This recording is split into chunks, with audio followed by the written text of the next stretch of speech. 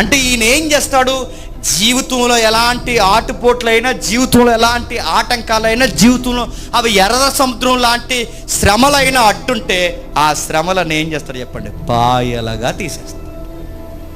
పరిశుద్ధాత్ముడు ఏం చేస్తాడంటే మన జీవితంలో వచ్చిన ఆటంకాలను కూడా ఏం చేస్తాడు చెప్పండి, తొలగించేస్తాడు. నీ ఆత్మీయ జీవితానికి, ప్రయాణానికి అడ్డులేక. మనకేం కనబడుతున్నాడు పరిశుద్ధాత్మ అంటే? బయట మనకు పరిశుద్ధాత్మ అంటే ఏం చెప్తుంది, ఏం చెప్తున్నారు చెప్పండి, ఏం చెప్తున్నారు తెలుసా? ఇక్కడికి వచ్చేంత వరకు సరిగా వినపడలేదండి, ఇక్కడికి వచ్చిన తర్వాత చెప్పండి. నిజమేనా ఇది? నేను అడుగుతున్నాను, ఇవి అడుగుతున్నాను. దేవుని వలన స్వస్థతలు జరగవని నేను అంటలేదు, కానీ పరిశుద్ధాత్ముడి పేరు చెప్పి కేవలం మీరు వ్యాపారం చేస్తున్నారు. పరిశుద్ధాత్మ దేవుడు సముద్రాన్ని పాయలు చేశాడు. పరిశుద్ధాత్మ దేవుడు అగాధ జన్మలో పాయలు చేసి 6 నెలలను కనిపడేలా చేశాడు.